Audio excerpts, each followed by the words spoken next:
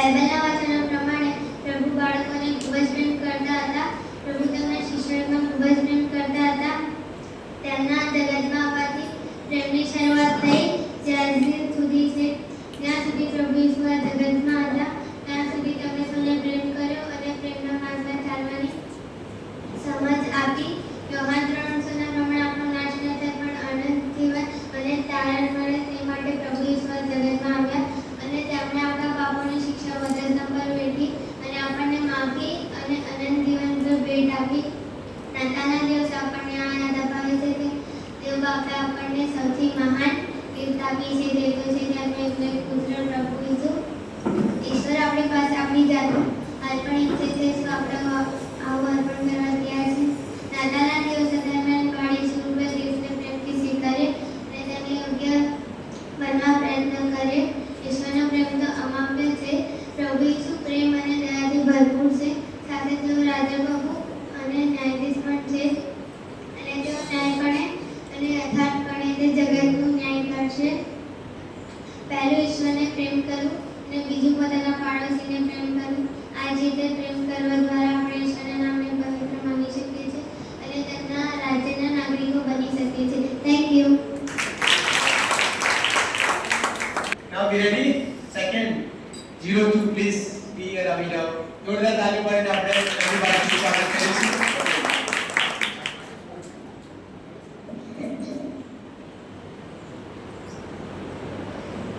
Hello everyone, મારો number છે 02. મારો ટોપિક છે યોહાન 3:16. કલમ. કેમ કે તે જગત પર એટલી પ્રીતિ કરી કે તેમણે પોતાનો એકીજને દીકરો આપ્યો. તે સારું કે જે કોઈ તેમના પર વિશ્વાસ કરે તેનો નાશ ન થાય પણ અનંત જીવન પામે. આ કલમ ઈશ્વરના મહાન પ્રેમની સમજણ આપતી કલમ છે. આ કલમ ઈશ્વરનો પ્રેમ છે. મારા, તમારા અને દરેક માનવજાત માટે કોઈ પણ ભેદભાવ વગર ખુલ્લો છે. તે સમજી શકે છે. પાપના લીધે આપણે અને દેવનો સંબંધ તૂટી ગયો છે કેમ કે દેવ સંપૂર્ણ પવિત્ર છે અને આ પાપની સજામાં આપણે પાપમાં જીવન જીવીને નર્ક તરફ જઈએ છીએ. તે સમયે દેવે તેમના એકના એક પુત્ર પ્રભુ ઈસુ ખ્રિસ્તને મૃત્યુરૂપ બલિદાનથી આપણો અને દેવનો સંબંધ ફરીથી બાંધે છે. અને હવે જો કોઈ પણ એટલે જાતિ, રાજ્ય, સ્ત્રી, પુરુષ કે કોઈ વર્ણ અને ધર્મનો વ્યક્તિ પણ આ વાત સ્વીકાર કરશે કે પ્રભુ ઈસુ ખ્રિસ્ત મારી માટે મૃત્યુ પામ્યા છે અને પુનરુત્થાનથી આખા જગતની પાપની માફી તેમનામાં છે, તો શું તમે વિશ્વાસ કરો છો? અને દેવે તમને તેમના દીકરો કે દીકરી થવાનો અધિકાર આપ્યો છે અને આપણને નર્કના નાશની જગ્યા, અનંત જીવન અને સ્વર્ગ મળે છે અને દેવનો આગો અનંત પ્રેમ. ચાલો આજે આપણને આપણા માટે વિચારવું જોઈએ કે પ્રભુ ઈસુ ખ્રિસ્તનો આગો અનંત પ્રેમ જેમાં અનંત જીવન અને સ્વર્ગ બંને છે. તો શું આપણે લોકો વિશ્વાસ કરે છે? શું દેવ આપણા પર વિશ્વાસ કરે છે? અને વિશ્વાસ કરવાથી પ્રેમ અને કરુણા જે બંને જે પ્રભુ ઈસુ ખ્રિસ્તના પ્રેમમાં દેખાય છે. પ્રેમ આપણને એકબીજા ઉપર રાખવો જોઈએ જેવી રીતે બાઇબલમાં પ્રભુ ઈસુ ખ્રિસ્તે આપણને આજ્ઞા આપી છે, જો પોતા પર તો તું તારા પડોશી પર પ્રેમ રાખ. એવી રીતે જ આપણને એકબીજા ઉપર, આપણા મમ્મી પપ્પા ઉપર, આપણા પડોશીઓ મિત્રો ઉપર, આપણા મિત્રો ઉપર આપણને વિશ્વાસ અને પ્રેમ રાખવો જોઈએ. અને આ વાક્ય આ કલમ દર્શાવતી કલમ છે. આમીન. Thank you. એકચ્યુઅલી આ જે દીકરી છે એ છેલ્લા 7 દિવસથી તાવમાં પીડાઈ રહી હતી. She was suffering from illness અને નક્કી નથી that she would come કે કદાચ આવશે, પણ આવી એને હિંમત દેખાડી માટે દીકરીનો કુટુંબનો આપણે આભાર માનીએ. ખરેખર આપણા માટે પ્રેરણાદાયક છે. વેધર ગમે તે પરિસ્થિતિ but we are ready for the Christ. એ માટે અમે રેડી છીએ. Now let's move next 003 number please.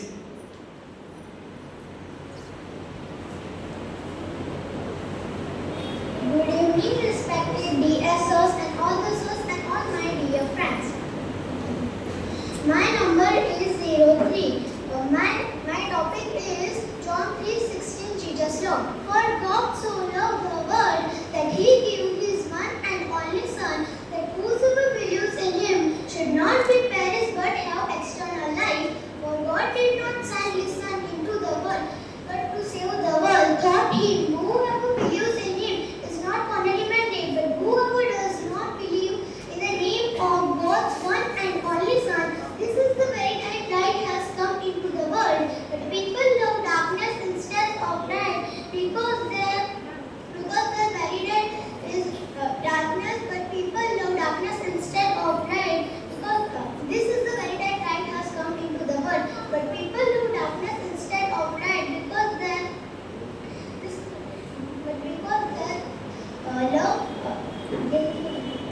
But people who darkness instead of light, because there everyone who does evil has the light and will not come into the world for fear but to save the world. Thank you. Okay, thank you so much that we have learned some another language in Gujarat, but we are happy that we could have at least something understood. Thank you so much, dear beta. Now I will invite the next number 04, please.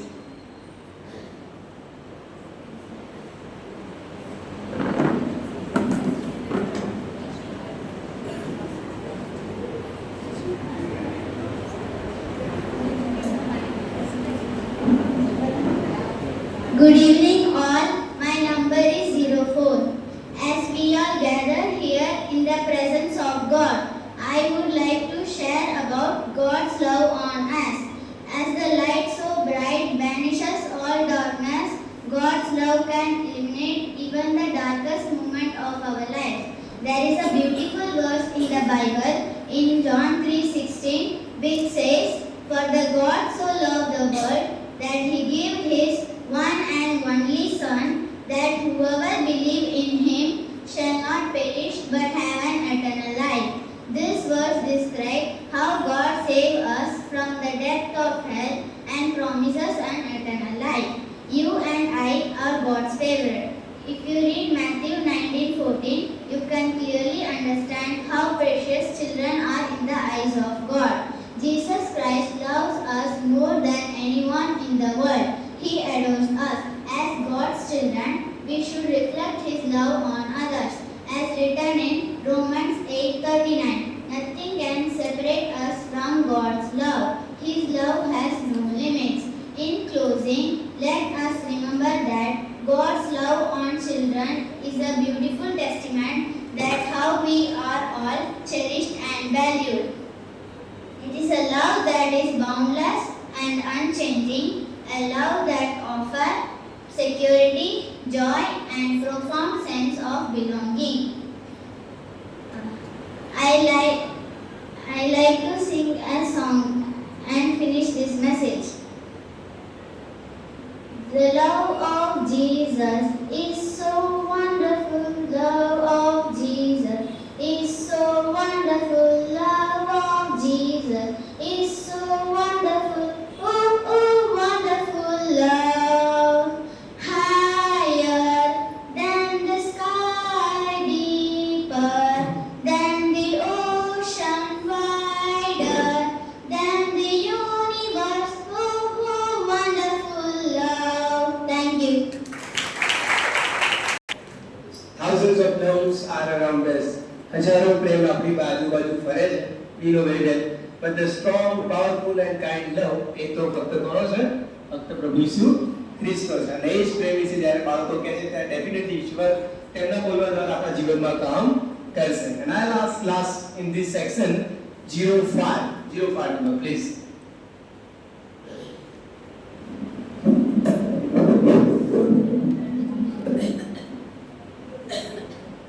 Hello everyone. My number is 05. But my topic is God's love.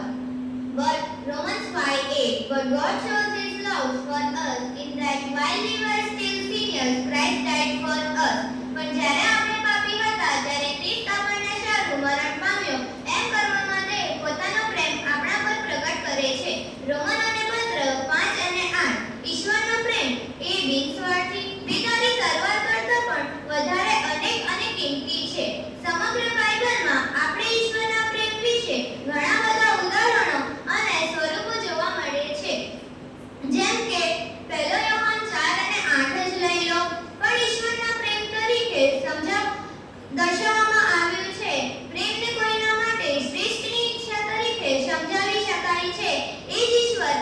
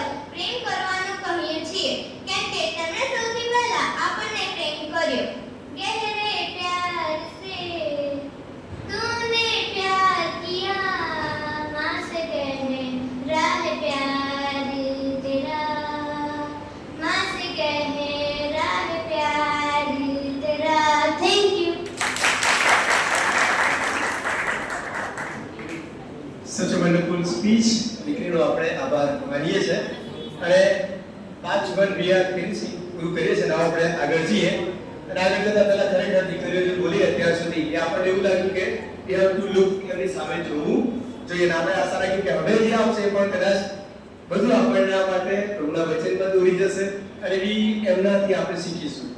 હવે invite કરીશ 006 number. Yes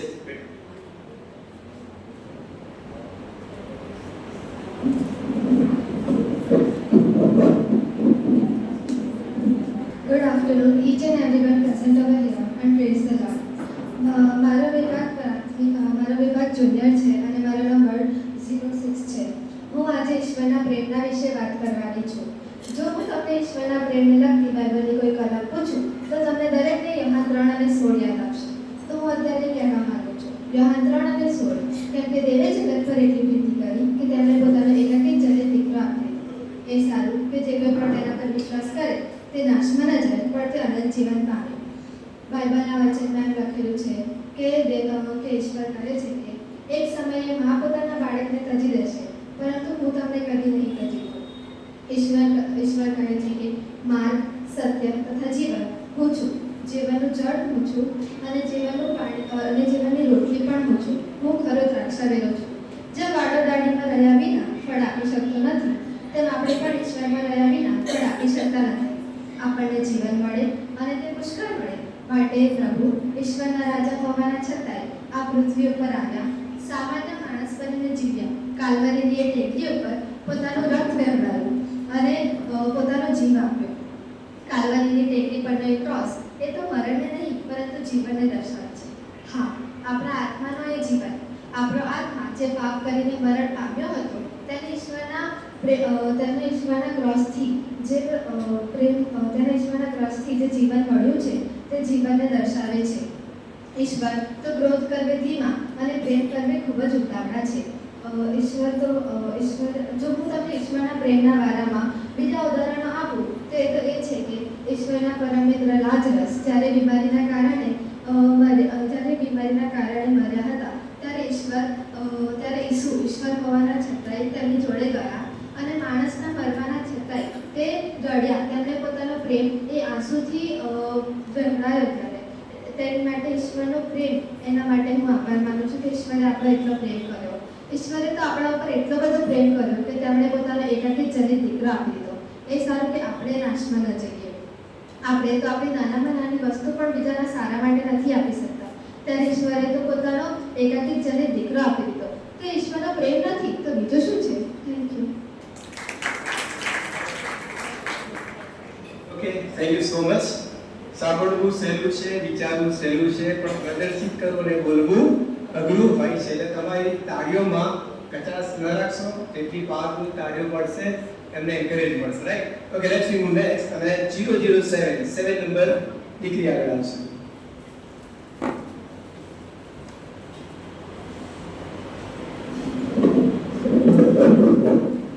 hello everyone, મારો number છે 7.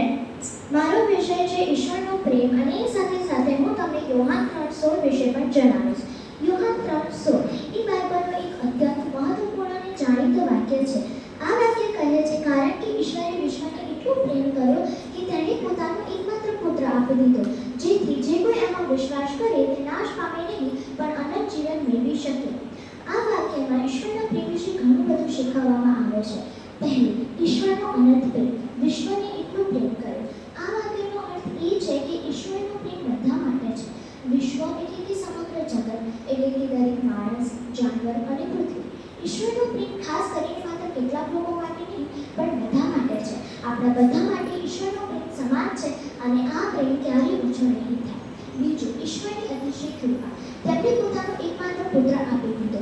આ વાક્ય આપણને દર્શાવે છે કે ઈશ્વરે આપણને બચાવવા માટે કેટલી મોટી કૃપા કરી. તેમણે પોતાની સૌથી વધારે કિંમતી વસ્તુ, જે છે પોતાનો પુત્ર ઈસુને આપ્યો.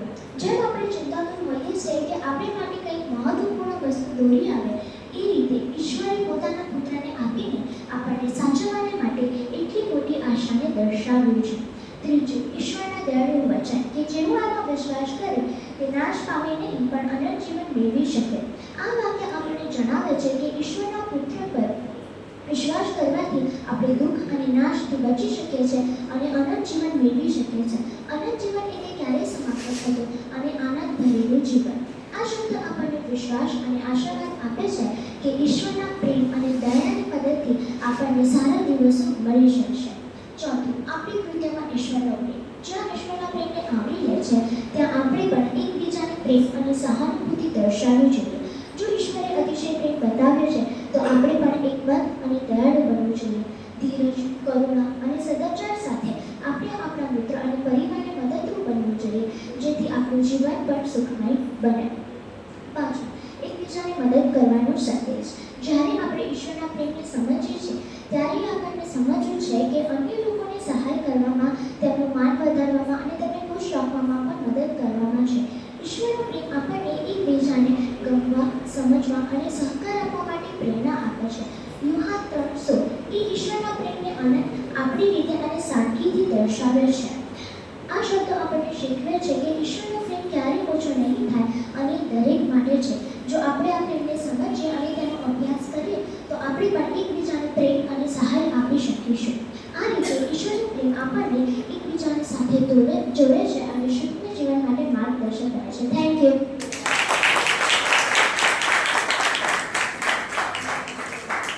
Thank you so much. કારણ કે ગાડિયા સ્મૂથ ચચેલું લાગતું હતું એક શબ્દ કાનમાં. Okay, very good, nice. Next we go 008 number please. Good afternoon everyone. મારો નંબર છે 008 અને મારો આજનો વિષય છે ઈશ્વરનો પ્રેમ. ઈશ્વર આપણે બધાને પ્રેમ કરે છે. તે આપણે બધાને શાશ્વત પ્રેમથી પ્રેમ કરે છે. તે આપણે આત્માનો પિતા છે અને આપણે તેમના બાળકો છીએ. ઈશ્વર આપણામાંના દરેકને વ્યક્તિગત રીતે પ્રેમ કરે છે અને ઈચ્છે છે કે આપણે તેને ઓળખીએ અને પ્રેમ કરીએ. જ્યારે ઈશ્વર પૃથ્વી પર હતા તેમણે તેમને સુવાર્તાઓ શીખવી. તેમણે શીખવ્યું કે જો આપણે તેમનામાં વિશ્વાસ રાખીએ, આપણા પાપોનો પછતાવો કરીએ અને પાણી અને પવિત્ર આત્માથી બાપ્તિસ્મા લઈએ તો આપણો નાશ થશે નહીં, પરંતુ આપણે અનંત જીવનના ભાગીદાર બનીશું. જો આપણે ઈશ્વરને પ્રેમ કરીએ, તેમનામાં વિશ્વાસ રાખીએ અને તેમની સુવાર્તાઓનું પાલન કરીએ તો તે વચન આપે છે કે આપણે મૃત્યુ પામ્યા છે અને ફરીથી જીવવા માટે આવી શકીએ છીએ, કારણ કે તે આપણને પ્રેમ કરે છે અને ઈચ્છે છે કે આપણે સદાકાળ માટે સુખી રહીએ. સમગ્ર બાઇબલનો સિદ્ધાંત છે યોહાન 3:16. ઈશ્વરે માનવજાતને પ્રેમ કર્યો તેનું નિરૂપણ છે યોહાન 3:16. યોહાન 3:16 કેમ કે તેણે જગત પર એટલી પ્રીતિ કરી કે તેણે તેનો પોતાનો એકાકી જનિત દીકરો આપ્યો. એ સારું, જે કોઈ તેનામાં વિશ્વાસ કરે તેનો નાશ થશે નહીં, પરંતુ અનંત જીવન પામશે. યોહાન 3:16 પ્રમાણે ઈશ્વરનો પ્રેમ એ બાઇબલમાં સંક્ષિપ્ત સારસમાંનો એક વિષય છે. ઈશ્વરે આપણા પ્રેમને ખાતર પોતાનું બલિદાન ક્રૂસ પર આપ્યું. તેમનો પ્રેમ એટલો શક્તિશાળી છે કે તેમણે વિશ્વના ખાતર તેમણે તેમનો પોતાનો એકમાત્ર દીકરો આપ્યો. આપણે સંપૂર્ણ રીતે સમજી શકતા નથી કે ઈશ્વર આ વિશ્વમાં શું જોવે છે કે તેને તેના માટે આટલું મૂલ્યવાન બનાવે છે. નજીકથી નજર આપતા આપણે જોઈ શકીએ કે ઈશ્વર પિતા અને પુત્ર વિશ્વ અને જેઓ અનંત જીવન ધરાવે છે. ઈશ્વરે તેમનો પોતાનો એક દીકરો આપ્યો જેથી આપણને શાંતિ, સલામતી, ઉદ્ધાર તેમજ પાપની માફી મળે અને સ્વર્ગમાં આપણે અનંત જીવનના ભાગીદાર બની શકીશું. Thank you. ફરી એકવાર જોરદાર તાળીઓ પાડજો. ફરીથી તાળીઓ કેમ પડે? તો હું કહેતો ત્યાં બેઠો વિચારતો હતો કે છોકરી વેર ઇઝ બોય, છોકરો ક્યાં છે? અને જો તમે યસ અમારો નંબર આ ગયો. Okay, thank you so much. અચ્છા, નંબર 009 કદાચ એબ્સન્ટ છે. એની હા એ નથી આવી 009. હવે વી move to next C section માં જઈએ આપણે અને 010 એટલે કે 10 નંબર આગળ આવશે પ્લીઝ. 10 નંબર.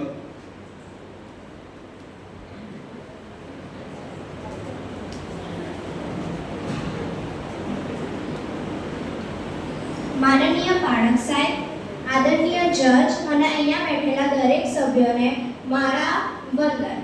આ પૃથ્વી પર દેવે જે આપણી રચના કરી છે તો તે તેમણે પવિત્ર રીતે કરી છે.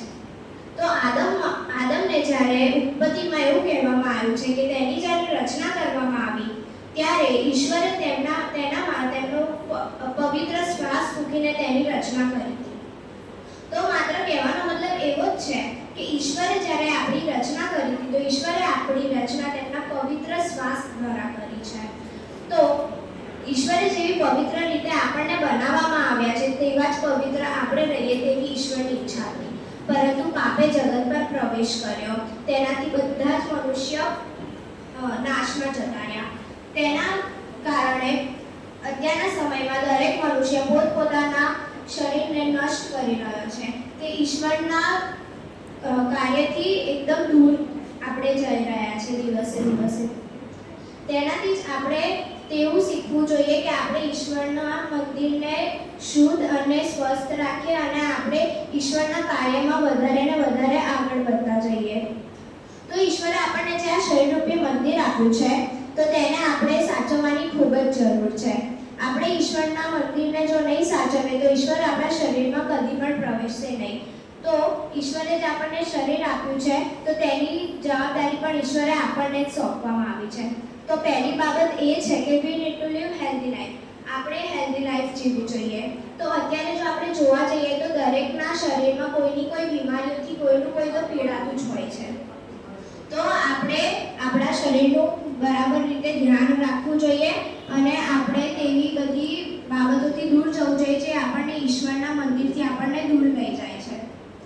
બીજી બાબત છે કે we need to live stress free life. આપણે સ્ટ્રેસ ફ્રી લાઈફ જીવવું જોઈએ નહીં. જો આપણે આપણા જીવનમાં સ્ટ્રેસને ઇન્વાઇટ કરીએ છીએ તો પછી બીમારીઓ પણ તેની સાથે જ ઇન્વાઇટ થતી જાય છે.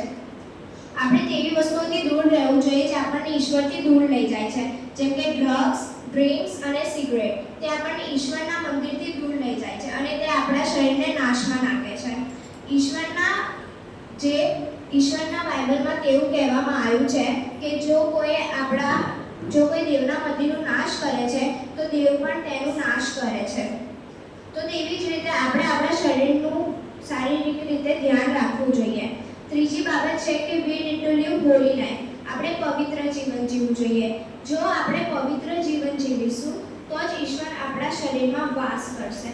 જો આપણે નાશમાં જીવન જીવીશું ને જો આપણું જીવન ઈશ્વરથી ખૂબ જ દૂર હશે તો પછી ઈશ્વર આપણા શરીરમાં કદી પણ પ્રવેશ કરશે નહીં અને આપણું જીવન નાશમાં જતું રહેશે. પણ તેવું ઈશ્વર કદી પણ ઈચ્છતા નથી. તો આપણે આપણું જીવન પવિત્રતામાં જીવવું જોઈએ.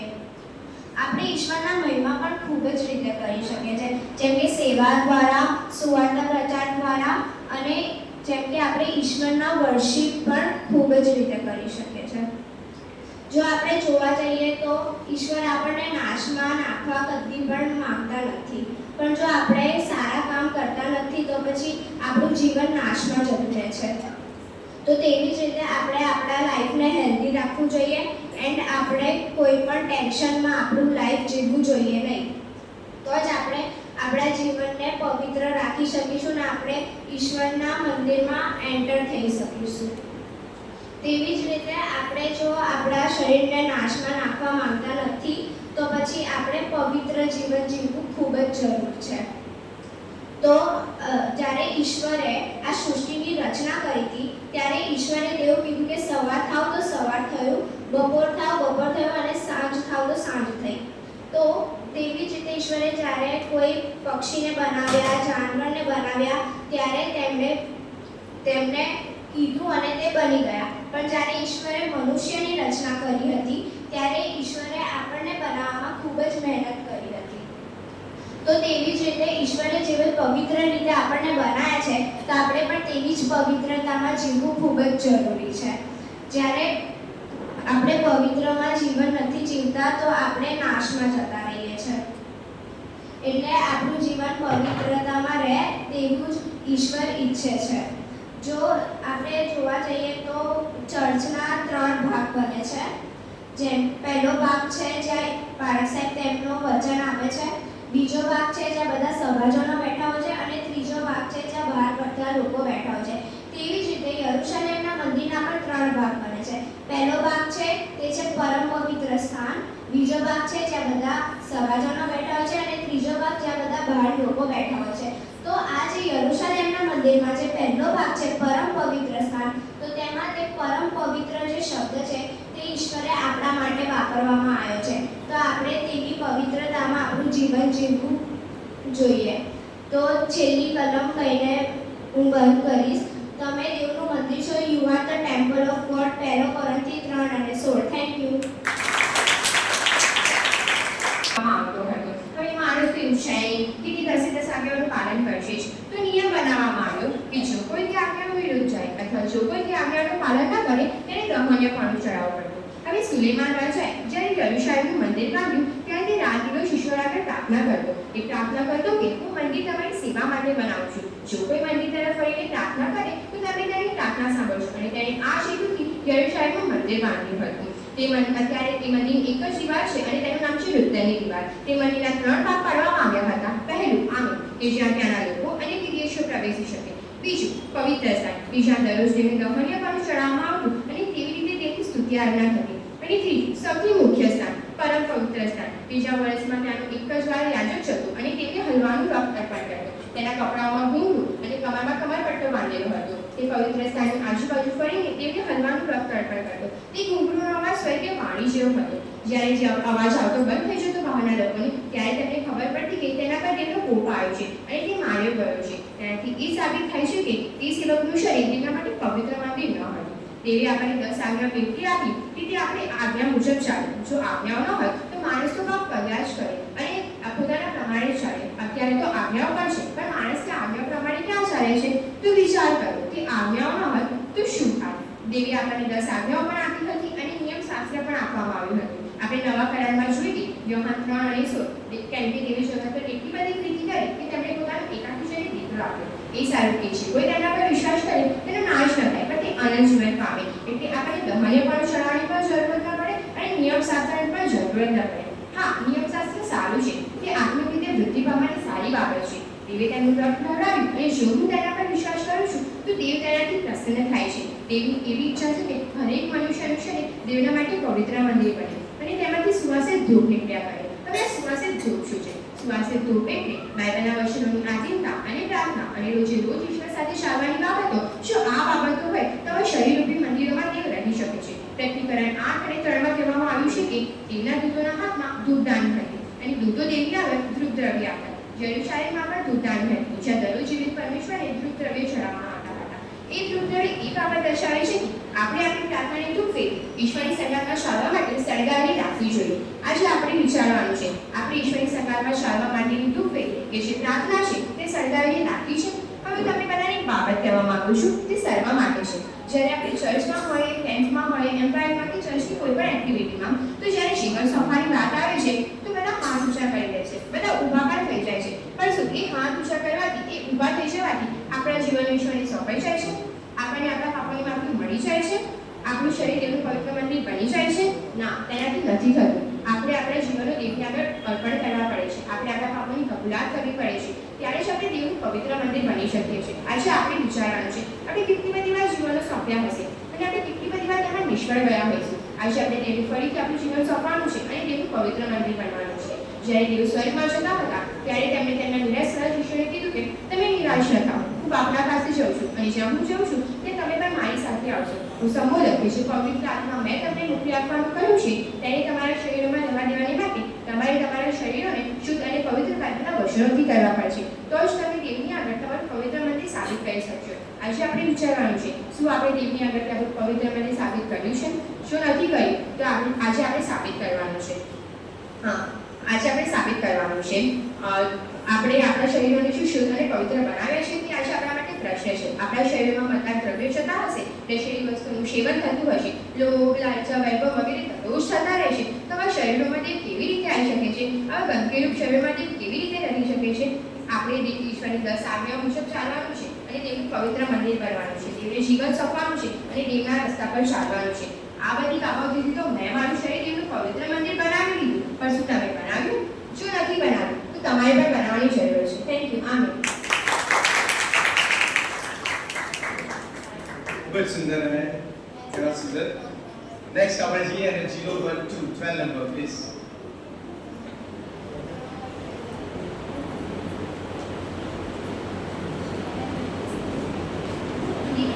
Good evening everyone. મારો નંબર છે 12 અને મારો આજનો ટોપિક છે તમે દેવનું મંદિર છો.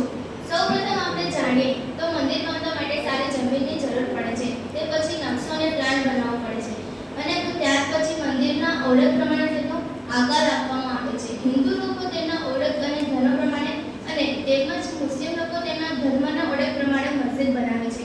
ખ્રિસ્તી લોકો પણ તેવી જ રીતે ચર્ચ બનાવે છે. આ તો થઈ માણસોના નકશો, પ્લાન, જમીન અને સમજની વાત.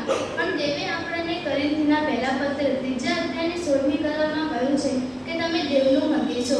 એટલે કે દેવે આપણા શરીરને એક મંદિર બનાવ્યું છે, આપણું સુંદર રીતે સર્જન કર્યું છે અને તેમના પ્રતિજ્ઞા પ્રમાણે આપણને બનાવ્યા છે. આ પૃથ્વી પર કોઈ ચોક્કસ હેતુથી મોકલ્યા છે અને આ શરીરરૂપી મંદિરનો કેવી રીતે ઉપયોગ કરવો તે આપણે વિચારવાનું છે.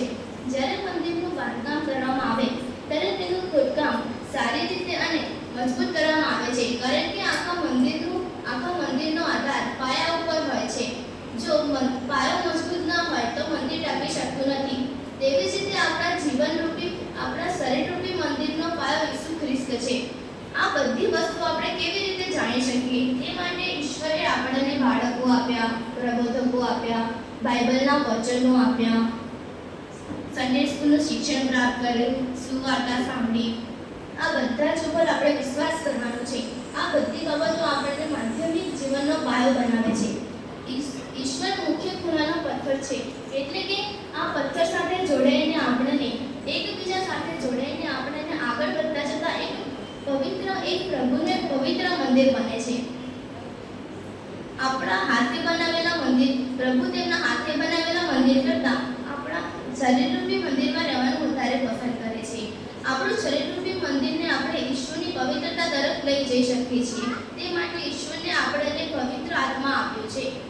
આપણા શરીરના જે અંગો છે, હાથ, પગ, આંખ અને કાન, આ બધાને જ આપણે ઈશ્વરના પવિત્ર મહિમાના અર્થે આપણને ઉપયોગ કરવા જોઈએ. ઈશ્વરે તેનું પવિત્ર રથ વહેવાડીને આપણને ખરીદી લીધા છે, આપણે પોતાના નથી.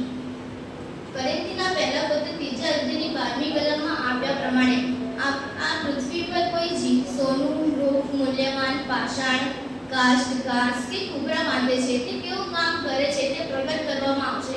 આપણા કાર્યો પણ પ્રગટ કરવામાં આવશે અને આપણને ન્યાય આપવામાં આવશે. શૈતાને ન ગમે તેવું જીવન ન જીવવું જોઈએ. આપણે પ્રભુના પ્રમાણે આપણને જીવન જીવવું જોઈએ. જેમ કે ડ્રિંક્સ, ડ્રગ્સ, આ બધું આપણને ન કરવું જોઈએ. આપણને ઈશ્વરને ગમે તેવું સારું અને પવિત્ર જીવન જીવવું જોઈએ, કેમ કે ઈશ્વરનું મંદિર પવિત્ર છે. Thank you. સાથે સાથે બાળકોએ હવે પણ તૈયારી કરવાની, એટલે એમને જોતા ચોક્કસ પણ આપણે લાગે છે કે એમની તૈયારીમાં આ જે દીકરીઓ આવે છે they are so much honest છે અને એમણે ખરેખર બહુ જ મહેનત કરી છે. અને બાળકોનો બહુ આભાર માને છે. Let's go to the last and final E section and I invite 013 13 number please.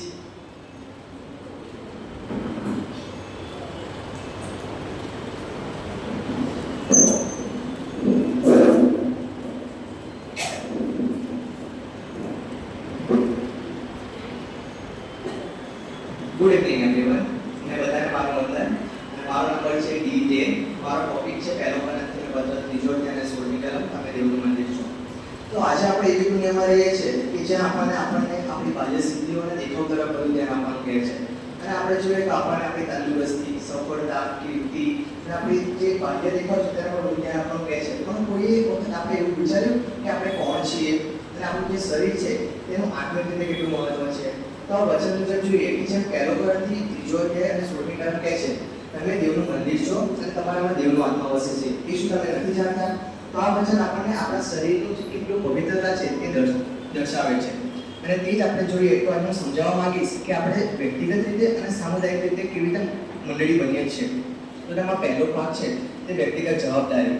તો આ વચન જે મુજબ આપણને કહે છે તેમ આપણે સમજીએ તો આપણે ફક્ત માંસ અને હાડકાના જ નથી, પણ પાઉલ કોરિન્થની મંડળીને કહે છે અને જે વચન છે તે પહેલો કોરિન્થી 6 અધ્યાય 19 અને 20 કલમ. શું તમે નથી જાણતા કે તમારામાં પવિત્ર આત્માનું મંદિર છે અને જે તમે પામ્યા છો તે તમે દેવ પાસેથી પામ્યા છો? તો તો તમે તમારા પોતાના નથી, પણ તમે મૂલ્ય આપીને ખરીદાયેલા છો. તો તમારા શરીર વડે દેવને મહિમા મળે એવું થવા દો. તો આ વચન આપણે જોઈએ તો આપણે આપણા રોજિંદા જીવનમાં કેવી રીતે જીવીએ છીએ, જેવા નિર્ણયો લઈએ છીએ તથા જેવા બીજા કોઈની સાથે વ્યવહાર કરીએ છીએ અથવા આપણા શરીર સાથે જે વ્યવહાર કરીએ છીએ એનાથી શું આપણે આપણા અંદર રહેલા દેવના આત્માને માન આપીએ છીએ? તો મને લાગતું નથી કે આપણે માન આપીએ છીએ, કારણ કે આપણું જીવન તો કેટલું પાપમય છે. આપણે ઘણા બધા પાપો કરીએ છીએ. આપણી અંદર રહેલા પાપ આપણને ખબર છે અને તે કેટલા મલિન વસ્તુ છે તે પણ આપણને ખબર છે. તો આપણે જો તે જાણીએ કે આપણા અંદર દેવનો આત્મા રહેલો છે તો આપણે તે દેવના આત્માને માન આપવા માટે આપણું શરીરને કેટલું પવિત્ર બનાવવું જોઈએ. ત્યારબાદનો ભાગ છે મંડળી આધ્યાત્મિક મંદિર. તો જે આ સંદેશ છે તે ફક્ત વ્યક્તિગત જવાબદારી સુધી જ સીમિત નથી, પણ તે આગળ પણ વિસ્તરે છે. અને એફેસીયન 15 બીજો અધ્યાય 20 અને 21મી કલમમાં પાઉલ કહે છે કે તમે દરેક જણ બાંધણી પ્રભુમાં સાથે વધતા પવિત્ર મંદિર બને છે. તેનામાં તમે પણ દેવના નિવાસ સ્થાનને માટે એકબીજા સાથે જોડાઈને બંધાતા જાઓ. આ વચનનો અર્થ શું છે કે દરેક જણ વ્યક્તિગત રીતે દેવનું મંદિર છે. તો આપણે સૌ ભેગા મળીને સામૂહિક રીતે મંદિર બનીએ છીએ. પ્રાચીન સમયમાં જ્યારે ઇઝરાયલના પવિત્ર સ્થાનમાં ઈશ્વરની હાજરી રહેતી હતી, તેમ અત્યારના સમયમાં આપણે જોઈએ તો ચર્ચમાં જે વિશ્વાસોનો સમૂહ છે ત્યાં પણ દેવની હાજરી રહે છે. અને દરેક જણ જે ખ્રિસ્તને સ્વીકાર્યો છે અને તારણ પામેલો છે તે આત્માથી ભરેલો છે અને તે મંદિરનો એક ભાગ બને છે. ત્યારબાદ જોઈએ તો મન. આપણું શરીર તે ફક્ત શરીર જ નહીં પણ મન સાથે પણ જોડાયેલું છે. આપણું શરીર જે પણ નિર્ણય લે છે, જે કામ કરે છે તે વિચારો મન દ્વારા આવે છે. અને આપણા મનમાં કેવા વિચારો આવવા જોઈએ? આપણા મનમાં શુદ્ધ, પ્રેમ ભર્યા અને સકારાત્મક વિચારો આવવા જોઈએ. આપણા મનમાં અશુદ્ધતા, ખટપટ કે કોઈ બી ખોટા વિચારો ના આવવા જોઈએ, કારણ કે તે વિચારો આપણને પ્રભુ તરફથી દૂર લઈ જાય છે. તેથી જો આપણું મન જે પવિત્ર છે તે દેવના આત્મા જેવું પવિત્ર થવું જોઈએ, ના કે બહારની દુનિયા જેવું. ત્યારબાદ દેવની ઉપસ્થિતિ. દેવની ઉપસ્થિતિ જોઈએ તો તે આપણા જીવનમાં ઘણા બધા રીતે ભાગ ભજવે છે. દેવની ઉપસ્થિતિ આપણને હશે તો તે આપણને શ્રેષ્ઠ માર્ગદર્શન આપે છે. આપણને તે કોઈ પણ પરિસ્થિતિમાં મુશ્કેલીમાં પડવા દેતું નથી, પણ તે આપણને એવો રસ્તો બતાવે છે કે તેમાંથી આપણે બહાર નીકળી શકીએ. અને જે દુનિયાવી બાબતો છે તે તરફ ધ્યાન ન આપતા આપણને ઈશ્વર તરફ ધ્યાન તરફ લઈ જાય છે. તો આપણે આ દેવની ઉપસ્થિતિ આપણા જીવનમાં લાવવા માટે આપણે શું કરવું જોઈએ? તેની માટે આપણે દૈનિક બાઇબલ વાંચન, શાંત મનન તથા પ્રાર્થનામાં લાગુ રહેવું પડે. અને આ દ્વારા જ આપણે દેવની ઉપસ્થિતિને આપણા જીવનમાં લાવી શકીએ છીએ. તે આપણને સારી મુશ્કેલીમાં લડવા માટેની શક્તિ આપે છે, આપણને સફળતા પ્રાપ્ત કરાવે છે અને આપણને આશીર્વાદિત કરે છે. ત્યારબાદ આપણે જોઈએ તો વ્યવહાર. આપણે એકબીજા સાથે કેવો વ્યવહાર કરવો જોઈએ? આપણે જાણીએ છીએ કે આપણે બીજા લોકો સાથે કેવો વ્યવહાર કરીએ છીએ, પણ જો આપણે એ જોઈએ કે તેનામાં પણ દેવનો આત્મા રહેલો છે, બધાનામાં દેવનો આત્મા રહેલો છે, તો આપણો વ્યવહાર કેવો હોવો જોઈએ? જો આપણે તેમના દરેક નામ આપણે જોઈશું કે તેમનામાં દેવનો આત્મા રહેલો છે, તો આપણો વ્યવહાર તેમના પ્રત્યે આદર ભાવનો હોવો જોઈએ, ના કે તેમના પ્રત્યે આપણે ઈર્ષાનો ભાવ હોવો જોઈએ. અને આ સકારાત્મક દ્રષ્ટિકોણ આપણે અપનાવીએ તો વિશ્વમાં કેટલી શાંતિ અપનાવી શકીએ છીએ અને તેના કારણે જ આપણે જીવનમાં આપણો પ્રકાશ લાવી શકીએ છીએ. તો આપણે આ દ્વારા જોઈએ કે આપણું જીવન એ આપણું શરીર એ દેવનું મંદિર છે. તો આપણે આપણું મન તથા આપણું શરીર કેવી રીતે પવિત્ર રાખવું જોઈએ અને આપણે દેવ સાથે કેવી રીતે જોડાયેલા રહીએ તે જોવું જોઈએ. Thank you.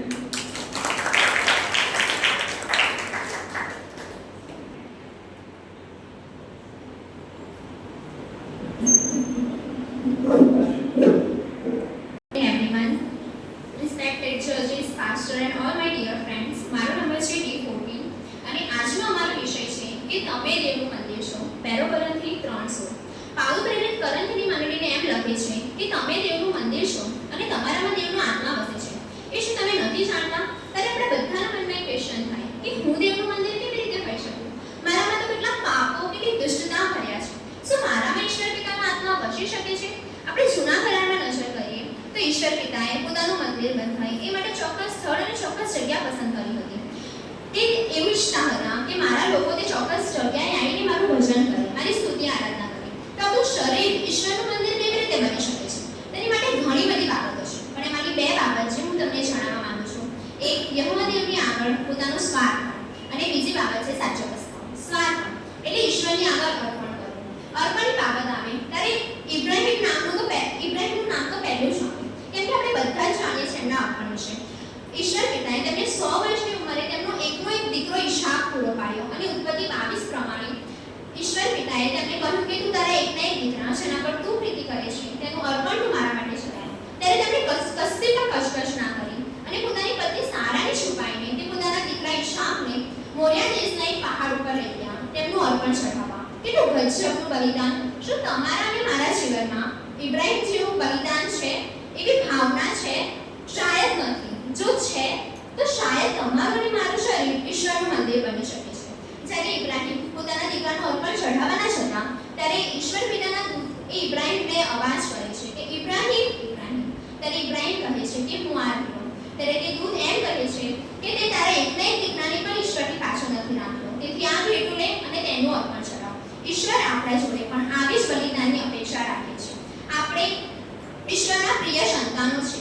ઈશ્વર આપણી જોડે એવી અપેક્ષા રાખે છે તો આપણે એની અપેક્ષામાં પાર ઉતરવું જોઈએ. બીજી બાબત છે સાચો પસ્તાવો. સાચા પસ્તાવા માટે બીજા સમૂહ 24માં અધ્યાય પ્રમાણે દાઉદ રાજા જ્યારે યહૂદીઓ અને ઇઝરાયેલીઓની ગણતરી કરાવતા હતા એ બાબત ઈશ્વરને નાપસંદ પડે છે. કારણ કે દાઉદ રાજાની સાથે તો સૈન્યના જીવતા જાગતા ઈશ્વર પિતા હતા. શું તેમને તરવારીઓની ગણતરી કરાવવાની જરૂર હતી? ના. પરંતુ તેમાંથી ભૂલ થાય છે અને તેનાથી ઈશ્વર પિતાનો કોપ સળગી ઉઠે છે અને તે ઇઝરાયેલીઓની આગળ મરકી મોકલે છે અને તે મરકીના કારણે આશરે 70,000 જેટલા માણસો મૃત્યુ પામે છે. ત્યારે દાઉદ રાજાને પોતાની ભૂલનો પસ્તાવો થાય છે અને તે યહોવાની આગળ બીજી વાર સાચા પસ્તાવા સાથે જાય છે અને કહે છે કે તારા સેવકમાંથી દુષ્ટતા દૂર કર, કારણ કે પાપ મેં કર્યું છે અને દુષ્ટતા પણ મેં કરી છે. મારા પાપને કારણે આ માસૂમ લોકોને કેમ સજા મળે? ત્યારે તે યબૂસી ઓરનાની ખડી વેચાતી રહે છે, મૂલ્ય આપીને રહે છે. એ તો રાજા હતા, એમને મૂલ્ય આપવાની જરૂર પડે ના. પરંતુ તે સાચા પસ્તાવા સાથે ઈશ્વરની આગળ જાય છે અને ખડી વેચાતી રહે છે અને ખડી પર યહોવાને સારું વેદી બાંધે છે અને તે વેદી પર ઈશ્વરને સારું દહનાર્પણ અને શાદ્રાર્પણ ચઢાવે છે. શું આપણે ભૂલ તો કરીએ જ છીએ, પણ શું આપણા ભૂલ પાછળ આપણે ઈશ્વરને સાચા પસ્તાવા સાથે ઈશ્વર સાથે જઈએ છીએ? જો જઈએ છીએ તો ઈશ્વર આપણને માફ કરે છે અને ત્યારે આપણું શરીર પવિત્ર બને છે અને ત્યારે આપણું શરીર ઈશ્વરનું મંદિર બનવા માટે લાયક બને છે. આપણે નવા કરારમાં જોઈએ તો યોહાન 3:16 મુજબ ઈશ્વરે આ દુનિયા ઉપર એટલો બધો પ્રેમ કર્યો કે તેમણે પોતાનો એકનો એક દીકરો આપણે સારું મોકલી આપ્યો. એ સારું કે જે કોઈ તેના પર વિશ્વાસ કરે તેનો નાશ ન થાય પણ તે અનંત જીવન પામે. એવું જીવન કે જેનો કોઈ અંત નથી. ત્યારે પાઉલ પ્રેરિત આપણને એમ કહે છે કે તમે દેવનું મંદિર છો. તો આપણે દેવનું મંદિર કેવી રીતે બનીએ છીએ? જ્યારે આપણા જીવનમાં ઇબ્રાહિમ જેવો સાર્પણની ભાવના હોય અને દાઉદનો જેવો સાચો પસ્તાવો હોય ત્યારે શાયદ તમારું અને મારું શરીર ઈશ્વરનું મંદિર બને છે. આપણે હાથે માત્ર મંદિરને સ્વચ્છ રાખવા કેટલા પ્રયત્નો કરીએ છીએ. આપણે તેને જળથી શુદ્ધ કરીએ છીએ, તેની સાફ સફાઈ કરીએ છીએ. તો આપણું ઈશ્વરનું શરીરરૂપી મંદિર કેવી રીતે શુદ્ધ રહી શકે છે? તમે હું કેટલી બધી વાર ઈશ્વરને ના ગમતી બાબતો જોવી, ઇન્સ્ટાગ્રામ, ફેસબુક ના ગમતી બાબતો જોવા દ્વારા પાપ કરીએ છીએ. વાણી વર્તનથી આપણે પાપ કરીએ છીએ જે ઈશ્વરને નાપસંદ પડે છે. અને આલ્કોહોલ, ડ્રગ્સ એનાથી આપણું શરીરરૂપી ઈશ્વરનું મંદિર ભ્રષ્ટ થાય છે, જેનાથી ઈશ્વર નાખુશ થાય છે. બીજું કોરિન્થી 6:14માં પાઉલ પ્રેરિત એમ પણ જણાવે છે કે અવિશ્વાસી સાથે સંબંધ ન રાખવા જોઈએ, પુરુષે પુરુષની સાથે, સ્ત્રીઓએ સ્ત્રીની સાથે સંબંધ ન રાખવા જોઈએ. એ બધાથી ઈશ્વરનું શરીરરૂપી મંદિર એ માત્ર ને માત્ર ભ્રષ્ટ થાય છે. અને પાઉલ પ્રેરિત 1 કોરિન્થી 3:17માં એમ પણ લખે છે કે જે કોઈ ઈશ્વરના મંદિરનો નાશ કરશે તેનો નાશ યહોવા કરશે, કેમ કે મંદિર એ તમે છો અને મંદિર ઈશ્વરનું પવિત્ર મંદિર છે. તો શું આપણે એમના મંદિરનો નાશ કરવાનો કોઈ અધિકાર છે? શું આપણે આપણો પોતાનો નાશ કરવા માંગીએ છીએ? ના, કોઈ નથી માંગતું. તો આપણે એ બધી બાબતોથી બહાર નીકળી આવવાનું કહે છે. પાઉલ પ્રેરિત એમ કહે છે તમે બધામાંથી બહાર નીકળી આવો એવું ઈશ્વર ચાહે છે. ત્યારે બધામાંથી આપણે બહાર નીકળવાની જરૂર છે. અને ઈશ્વરે તેમના મોકલાયેલા એકલા એક દીકરાએ જે આપણા માટે દુઃખ સહન કર્યું, વધસ્તંભે ચડાયા અને તેમને વહેવડાવેલા લોહીથી આપણે બધાને આપણા પાપોની માફી મળે છે. તો તેના છંટકાવ દ્વારા આપણું શરીર શુદ્ધ થાય છે અને ત્યારે તમારું અને મારું શરીર ઈશ્વરનું મંદિર બને છે. તો આપણે બધા તૈયાર છીએ ઈશ્વરનું મંદિર બનાવવા માટે? રોમનોની પત્ર 12મા અધ્યાયમાં પહેલા વચનમાં પાઉલ પ્રેરિત એમ પણ કહે છે કે તમે તમારા શરીરનું જીવતું, પવિત્ર તથા ઈશ્વરને પસંદ કરે એવું અર્પણ કરો. એ તમારી બુદ્ધિપૂર્વક સેવા છે. શું આપણે આપણા જીવનોને ઈશ્વરને અર્પણ કર્યા છે? જો નથી કર્યા તો આજે જ આપણે ઈશ્વરને આપણા જીવનો અર્પણ કરીએ અને ઈશ્વરના માર્ગમાં ચાલીએ, જેનાથી ઈશ્વર પ્રસન્ન થાય છે અને ત્યારે તમારું અને મારું શરીર ઈશ્વરનું મંદિર બની શકે છે. તો આજે જ આપણે શરૂઆત કરીએ. આજથી જ ઈશ્વરને પસંદ પડતી હરેક બાબતો અને જે ઈશ્વરને નથી પસંદ તે હરેક બાબતોથી દૂર રહીએ અને ઈશ્વરના વચનો પ્રમાણે, તેમની આજ્ઞાઓ પ્રમાણે આપણે આપણું જીવન જીવીએ, જેથી તમારું, મારું અને આપણા બધાનું શરીર ઈશ્વરનું મંદિર બનશે. આમેન. Thank you.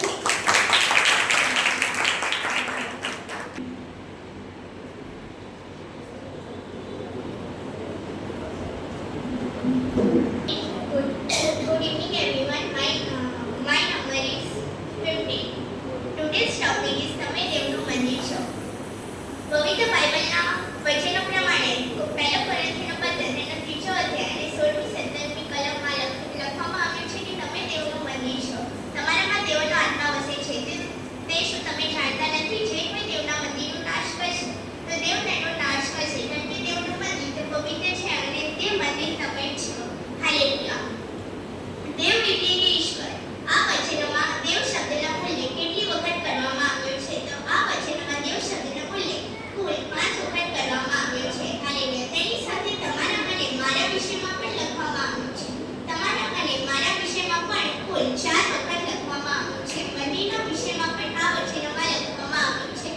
તે કુલ 4 વખત લખવામાં આવ્યું છે. આ વચન એમ નથી કહેતું કે તમે મંદિરને મહિમા માટે જોઈએ કે ના આપણને મહિમા કરવો જોઈએ, પણ મહિમા તો કેવળ આપણા સર્જનહાર પરમેશ્વરને જ મળવો જોઈએ. આ પવિત્ર વચન એમ નથી કહેતું કે તમે આ પવિત્ર વચન એમ નથી કહેતું કે આ હિન્દુઓનું મંદિર છે કે ખ્રિસ્તીઓનું ચર્ચ છે, યા આ પવિત્ર વચન એમ નથી કહેતું કે તમે